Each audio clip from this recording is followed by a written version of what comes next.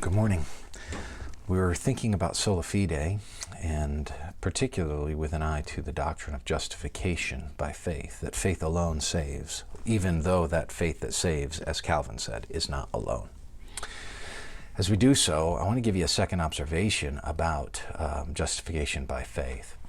And let's finish verse 21 of Romans 3, and then we'll jump down to verse 27 and 28. Verse 21, but now the righteousness of God has been manifested apart from the law, and we mentioned, right, it's an alien righteousness. We get the righteousness of God in Christ. Has been made manifest apart from the law, although the law and the prophets bear witness to it. So the law and the prophets speak about the righteousness of God. If I go to verse 27 and 28, then what becomes of our boasting? It's excluded. By what kind of law? By a law of works? No, but by a law of faith. For we hold that one is justified apart from works of the law. The law was this system. And certainly it was the demonstration of the character of God and the righteousness of God and the holiness of God. That system was unattainable. It was a schoolmaster, Paul says in Galatians 3, a guardian to bring him to Christ. The second point that needs to be made about justification by faith, we made the point yesterday that it's rooted in an alien righteousness. The second point is this: it upends an entire system. Justification by faith upends an entire system.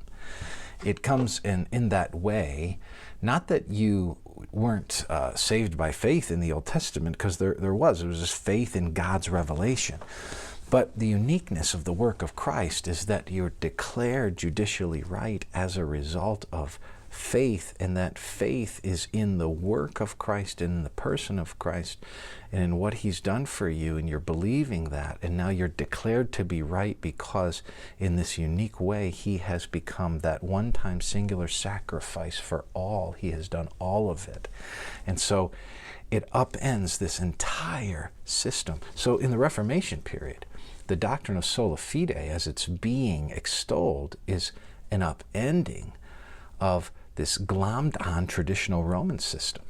It's in a way what Luther and Calvin and others were saying is, look, we're getting back under law, and we've got to get out from that system and be reminded that salvation is sola fide.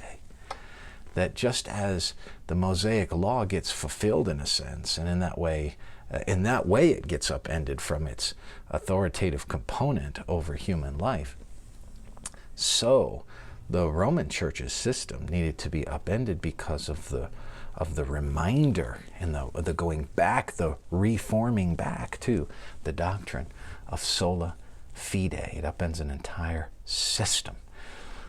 What a wonderful doctrine that we get to rest in and settle in and sit with. Sola fide, you've been justified by faith alone. And that, by the way, that means that it upends all kinds of moralisms today. That the idea that you're going to morally reform yourself is absolutely over against the doctrine of justification by faith alone.